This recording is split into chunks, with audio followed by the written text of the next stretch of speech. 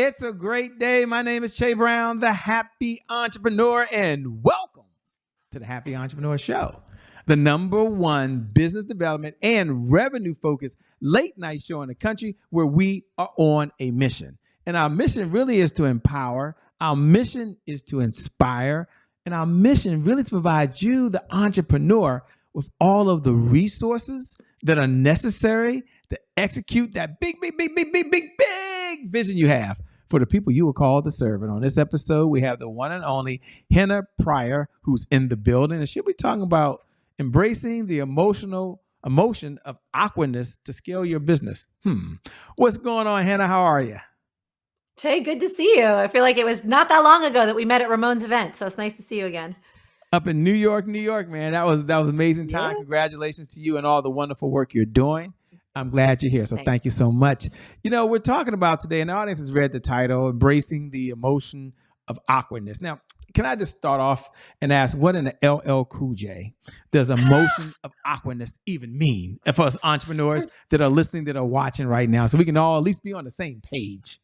Oh my God. I can't wait to answer this question. But before I do, can I just tell you something? We have a beach house and we named it Dune It Well, like dune, like a sand dune, Dune It Well. So I love that you just said, what in the LL Cool J? My favorite. You're my new best friend. Okay. What are we talking about? We're talking about the emotion of awkwardness. And interestingly, most people have the same reaction you do, Che. They said, what does this have to do with business? The emotion of awkwardness. Well, it has a lot to do with business, in fact, because increasingly, we are working in very unique social structures and social times where it used to be back in the day, if you were an entrepreneur, you were a salesperson, you would talk to your customers in person, you would prospect them in a live conversation. And nowadays, we have all these competing mechanisms for which we need to have these conversations.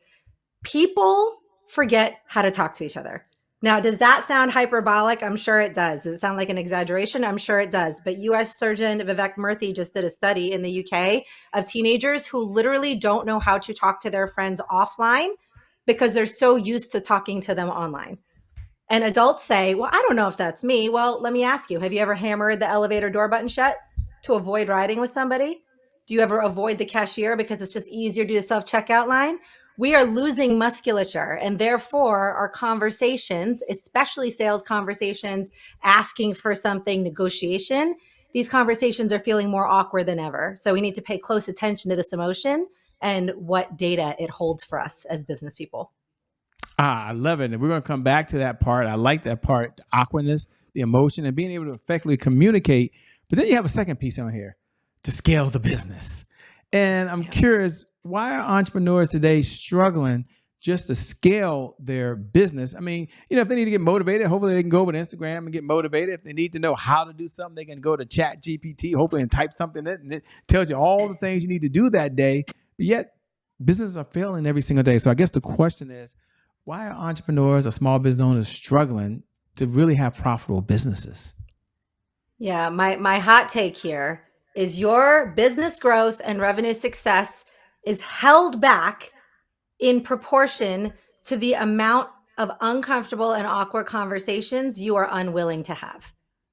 Because today's customer, today's buyer, the people that you serve are more empowered than ever. We live in the era of the Google expert.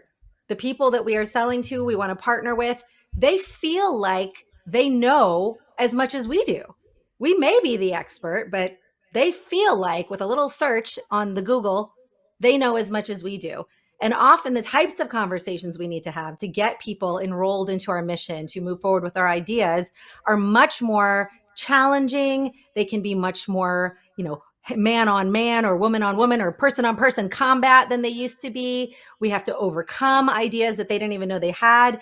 And sometimes character comes into play. And so conversations that used to feel mundane or routine or, hey, I'm the expert, I should know, have much more new layers of nuance than they used to have before. And so if you want your business to scale, predictability is out the window. Expecting to know what the other person's going to respond with and what they think they know, out the window. Your ability to stay on your feet, even when the conversation goes sideways, which it will, to stay in the awkwardness is going to be the thing that's going to help you get from A to B to C and then beyond. I love it. As we were starting off, man, you start with so much fire. You hear the passion.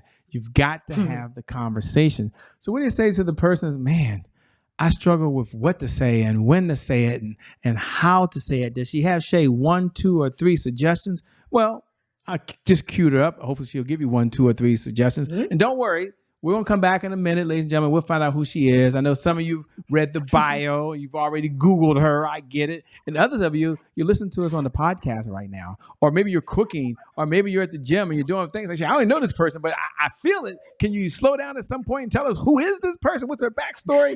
We're putting that to the side. First, she's going to help you. She's going to give you at least three ways or 3 things you can do to overcome the fear of having a conversation, be able to have the right conversation, and maybe a strategy to do it. So here's the question. What are some suggestions you offer to the person who's asking that question? How do I get better at what I say? I got plenty. You got to limit me to just 3. Okay, so I'll say number 1 is I want us to be really intentional with doing an analysis of the stories that we tell ourselves. So our conditioning plays a huge role in our willingness to have these types of conversations. I'll give you a very specific example to me. I grew up in a South Asian household. There was an expression that flew around my house, which was in Urdu, it was log kya kenge.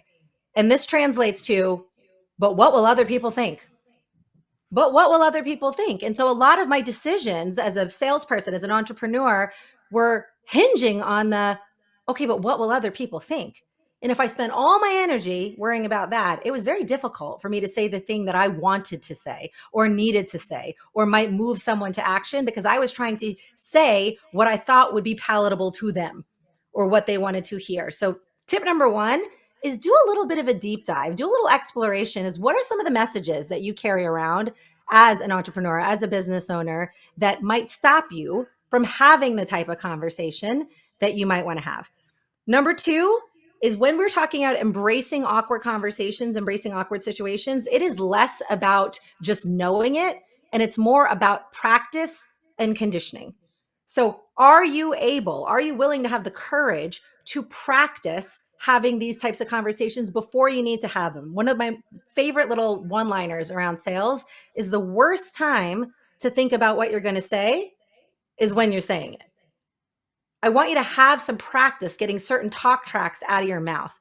For me, for example, I'm a speaker. My fees are steadily rising, and I'm not someone who's particularly comfortable talking about money. That is not a household topic that we talked about a lot.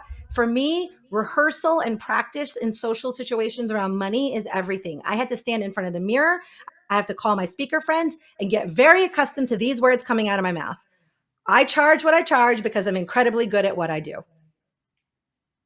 I can say that now. I could not say that before. We have to have the willingness, the humility to practice, to rehearse what we're going to say in a variety of situations. Don't let the first time you say something be in the moment that you need to say it. Don't let that be the first time. And last but not least, when it comes to awkwardness is inevitable. You cannot predict what people are going to say, how they're going to respond to you. You don't have a crystal ball. So have some strategies for when those situations arise. That could involve humor, right? Calling on some humor. That could involve naming it. Ironically, the avoidance of awkwardness increases awkwardness. So when something gets awkward, say so. Say, ooh, I got that wrong. That was awkward. That was a cringe. And watch how the tension diffuses. But those are just 3 favorites. There's lots more. I love it.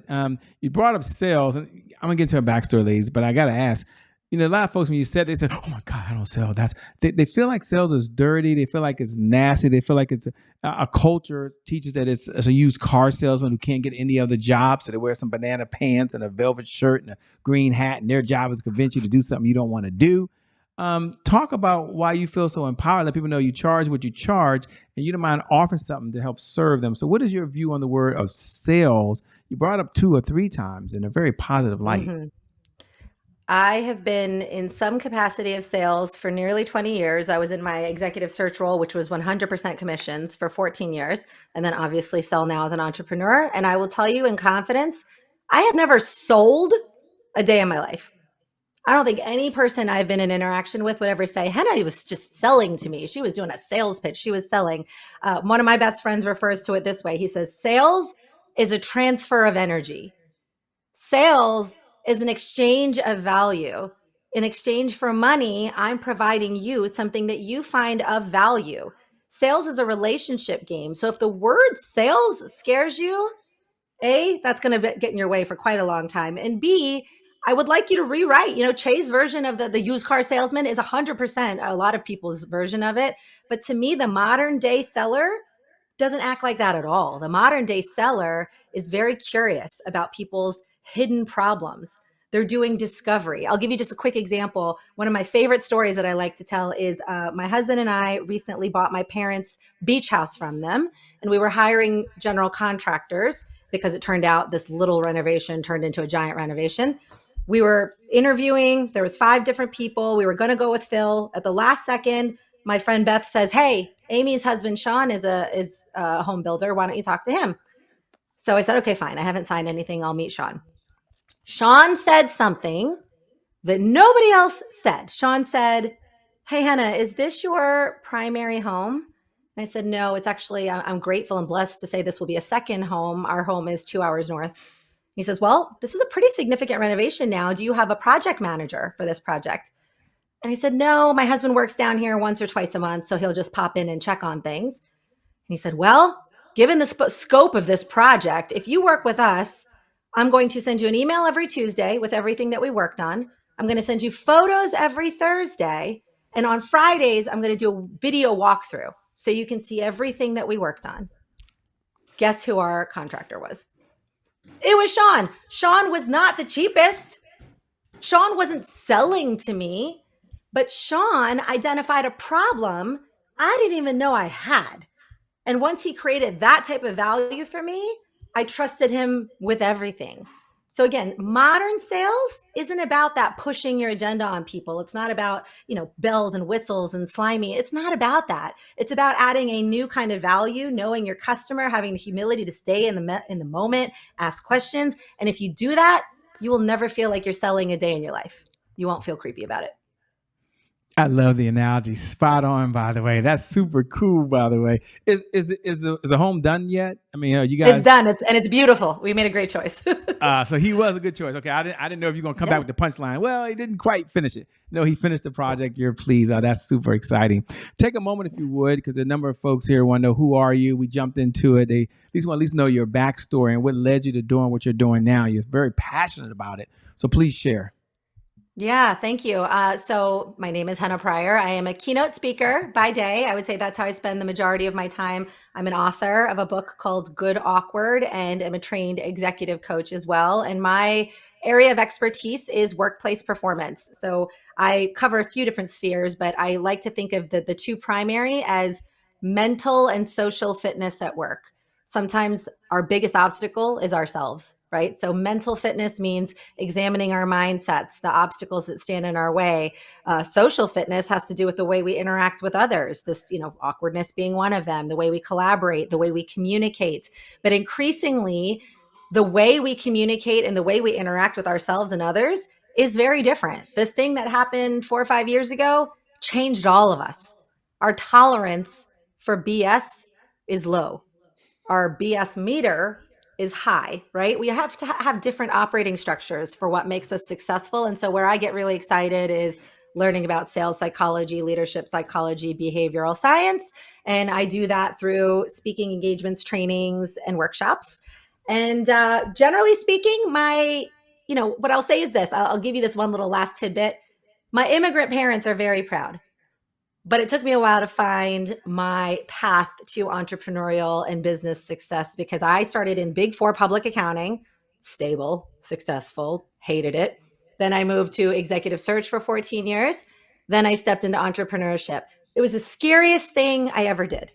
The scariest thing I ever did, but worth every minute. And I've since done 2 TEDx's. I spoke at South by Southwest. I'm a regular columnist for Inc. magazine now. So every single thing that you want from your journey is on the other side of small bets and one conversation. So I'm so grateful to be part of this with you, Che.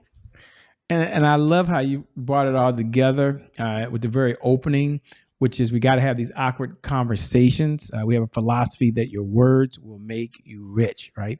And you're back to saying you've got to be able to use the words and you've got to be able to communicate. It's a great segue to a segment we have here called Today is my January 1st. Now, for those folks that know what we're about to do, you show up every night at 11 p.m. Eastern Standard Time. I know you couldn't wait to say those magical words, so you can go ahead and say those words now. Today is my January 1st. I know it feels good. Happy New Year to you. For all the new folks who are watching for the very first time, welcome to the Happy Entrepreneur Show. Today is my January 1st is our personal mantra. It represents a fresh start. It represents a do-over. It means our past, no matter how dark and gloomy that past is or how bright and sunny that past is back there, that past no longer equals the future. So my question for Henna on the other side is really two parts. Number one, when you hear those words, today is my January 1st, what do you hear? And number two, when was the moment there was a setback in your life? Maybe your life's been perfect. Ladies and gentlemen, her life's been perfect so far. So maybe my life has not been perfect. No. But what was a setback you had in your life, and how did you bounce back from it so we can learn? Yeah. First of all, I love your mantra about January 1st. When I hear that, I think of the concept, I want to say Dale Carnegie might have been the one who coined it. I think of the concept of day-type containers, right? So too often in business, especially, it becomes very easy to relive what happened, but it's also just as easy to pre-live the future. What might happen, right? All this anxiety about, am I going to hit my goals? To me, claiming your January 1st is being willing to live in that day-type container. What is in my control today? Every day is a fresh start. Every day is a new day. What is in my control on this day? What is the next right step I'm going to take towards something that matters? So I love the framing of this fresh start. Every minute, every day has a chance to be that. Stop reliving, stop pre-living, start on today. Today's January 1st. Let's go. We're going to focus on the next 5 minutes, the next 5 hours, the next 5 days, but we're going to start here. And my moment, I wish I was free from setbacks. Wouldn't that be nice? No, I've had plenty, but I would say that my moment, my big moment was my previous career. I was there for 14 years in executive search. By conventional measures, I was very successful in that role. And so it was very hard for me to leave that position because I was successful. But there was a good 2-year span where I knew I was no longer fulfilled and happy. I was staying because I was good at it. I was staying because I was there for 14 years. And so much of my identity was very wrapped up in that position. And I was staying, if I'm very honest, because my ego was keeping me there. I knew I was good at that. And I wasn't guaranteed to be good at this new thing of entrepreneurship. So I stayed. But I remember I went to go check the mail one day. I'll never forget this. I went to go check the mail and I looked up and I saw this cloud. And I thought to myself, that's a cool looking cloud. And the very next thought was, when was the last time I looked at a cloud? The very next thought. And once I realized that, I couldn't unsee that. I had spent so much of my professional life just on this treadmill that I stopped looking up. I stopped having any wonder or awe or noticing things that mattered. And I realized on that day that I was not going to live like that. I was not going to let my life happen to me. I was going to take control back, take a shift, no matter how hard it was to let go of my previous identity. And it was hard. It was painful. But then it was January 1st. Something was going to be different from that moment on. Everything changed.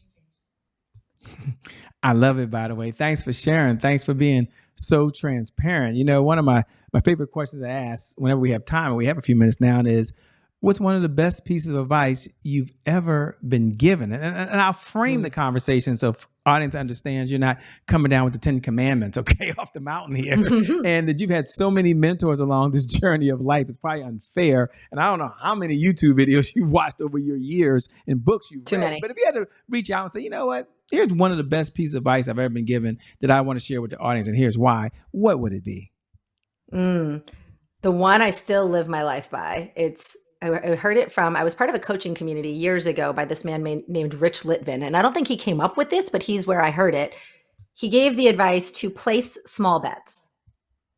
Place small bets, because the truth is, when we are trying to build something, create something, it is very easy for us who are passionate to go all or nothing. So I appreciate, Jay, that you've called out, you seem passionate. I am. And that can get me in trouble because I'm like, we're going to do this. We're going to do this. We're going to do this all the way. We're not going to play small. Sometimes it's okay to play small because you don't know if people want what you're offering yet. You don't know if they're into it yet. And so one of the best things I learned early was place small bets, seed an idea, try to create an offering, see what people think. And if they like it, I'm not much of a gambler, but if they like it, double down. And if they like it again, double down again. But if they don't like it, or if it's not landing the way that you hoped it would, guess what? That bet was pretty small.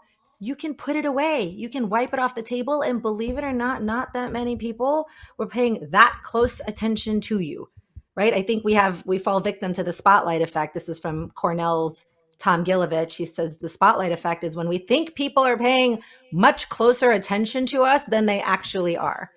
So that small bet, it's not likely that people are paying that much attention. You tried to launch a program, only 2 people signed up. You decided to scrap it. Guess what? That happened to me earlier this year. I don't know if anybody knows that, but it did. All they see is, oh, Henna's at South by Southwest. Oh, she just got an ink column. And I had a failed mastermind earlier in the year. But guess what? Nobody's paying nearly as much attention as I am.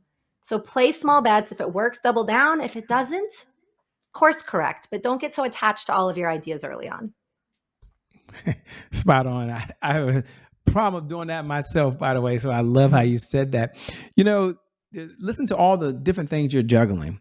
In our audience, whether you know or not, there are a lot of them are dualpreneurs, by the way. They're working full-time jobs. They're full-time entrepreneurs. They say, Shay, can you let Henna know that I take care of my husband or I take care of my wife? And oh, by the way, I've got kids and my kids have schedules, Shay. And is she also aware of the fact while she's talking, I'm also a caregiver and I'm involved in my community? And so my question to her is, what does she do around prioritizing all of this and still being able to give all her energy in her business without letting her family time kind of go down? And again, I know it's unfair because, you know, I'm asking you to package something in a short amount of time, but, you know, they're all curious. How are you able to do it all? What's one of your secrets to success other than having some schedule that says do 1, do 2, do 3? Can you all tell me the answer? No, here's what I would say is, so first of all, I am a mother of 2 middle school children. I am married and I do have a husband who works, right? So we don't have a stay-at-home parent. We don't have live-in nannies or anything like that. So I was a daycare mom. I was dropping my kids off to daycare, picking them up. They're in activities. You know, we don't have an au pair or anything like that. So I am much more similar to much of your audience. In this moment, I'm a full-time entrepreneur, but when I was leaving my 14-year executive search job, I was both for a while. I started my executive coaching practice while I was fully employed at a publicly traded staffing firm. So I know this role. I know it. Here's what I would offer. I do not have the answer for how you juggle it all, because if I did, I would be a millionaire by now because I would be teaching it to every other fellow working caregiver I know. What I do know is that the biggest growth edge for me has been abandoning this idea of work-life harmony, work-life balance, because balance doesn't exist. And every time I tried to chase it, I just got grumpy that I couldn't find it, and replacing it with this work-life harmony or work-life integration. So again, Che, you're going to learn. I love a metaphor. If you look at a tightrope walker, right? Somebody walking on the tightrope, they hold something. I used to just call it the big stick. I've learned that it's called a balancing pole. They're holding this pole, this balancing pole. And if you watch that balancing pole from a distance, it looks like it's in balance. Or if you were to take a picture of it real quick, snapshot moment in time, it might look like it's in balance. But if you look a little bit closer, what you're actually going to notice is that tightrope walker is constantly making little adjustments left and right. Constantly. Sometimes it's like a big whoop, like they went to the right, big whoop went to the left, but they're constantly making adjustments. The only time you're going to see this thing perfectly in balance is in a split-second snapshot of time. But that is a metaphor for how we need to think about managing our work and life. You are not going to be in balance often, if ever. Sometimes it's going to feel like a little bit's giving over here. Sometimes it's going to feel like a little bit's giving over here. Have grace for that. It's a dance. It's an integration. I think my personal moment of personal growth came recently when, my entrepreneurial journey has really picked up in the last few years. I've been very abundant and busy. And I remember we were somewhere with my son and someone said, my son is almost 12.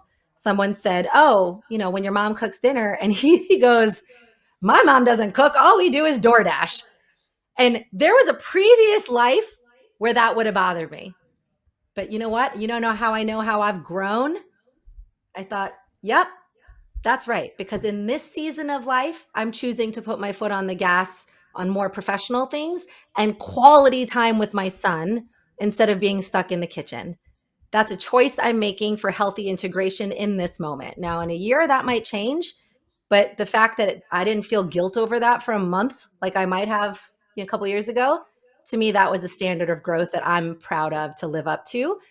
What is that for you, right? What is the thing that would make you feel more integrated and less guilty about the fact that some days the dance will go one way, some days it'll go another, but just keep thinking of it as integration because the rest of it's too hard to come by.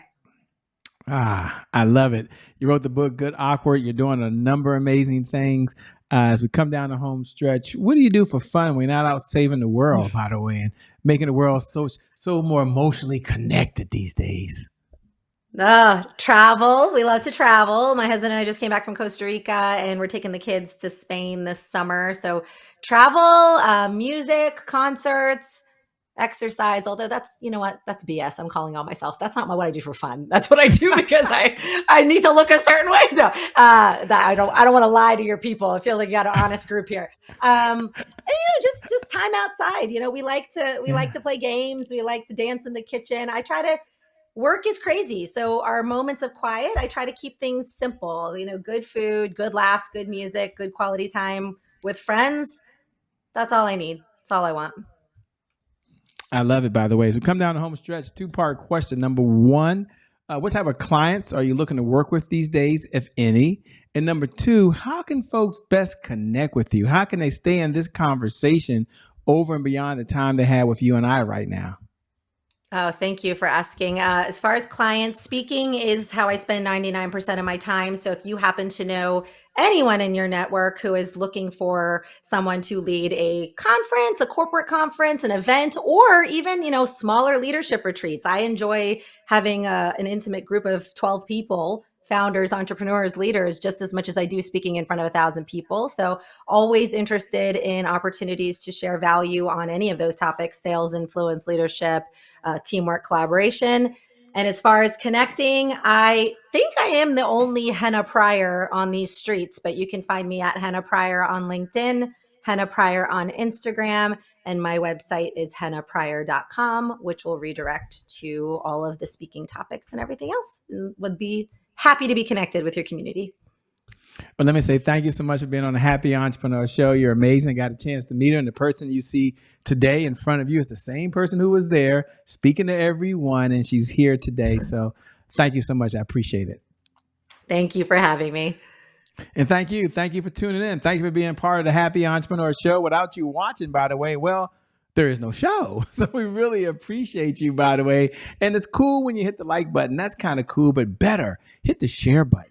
If you're on one of the platforms, you can do that. Pay this message forward to another entrepreneur, to another person, so their business can be better and their life can be better. With that being said, my name for those folks who are tuning in is Shay Brown, the Happy Entrepreneur. Make it a great day, everyone. And I promise you from the bottom of my heart, we'll make some good things happen. We connect again next time. God bless. We wish you success. Peace, everybody.